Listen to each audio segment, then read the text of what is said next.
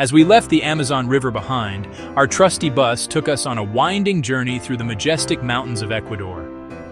I was amazed by the breathtaking scenery, glaciers, snow-capped peaks, and picturesque villages nestled in the valleys below.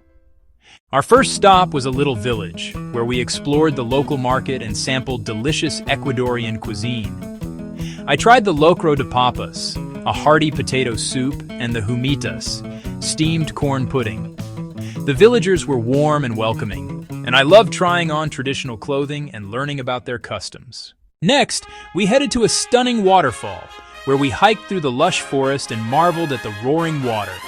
I was grateful to be in my wheelchair, as the terrain was challenging, but our bus driver, Juan, was amazing. He expertly navigated the steep hills and narrow roads, making sure we got to our destination safely. As we approached the hotel, I couldn't believe my eyes. It was a beautifully restored monastery, perched on a hillside overlooking the valley.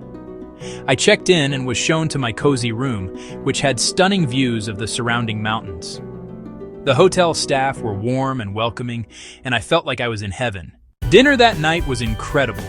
Traditional Ecuadorian cuisine cooked to perfection. I had the locro de mariscos, a seafood stew, and it was to die for. I savored every bite, feeling grateful for this incredible experience. The next morning, we set off again, and Juan expertly navigated the winding roads. We stopped at a local ice cream shop where I tried the famous Ecuadorian ice cream. It was the best I'd ever had. As we continued our journey, I realized that Juan was more than just a bus driver. He was our guardian angel. He took care of us, making sure we were safe and comfortable, and he did it with a smile. I was impressed by his skill and dedication, especially when he expertly navigated the steep hills and narrow roads. There were times when I wanted to get off the bus and explore, but it wasn't always possible. The bus driver would remind me that it wasn't worth the hassle of getting my chair out every time, and I'd reluctantly stay on board.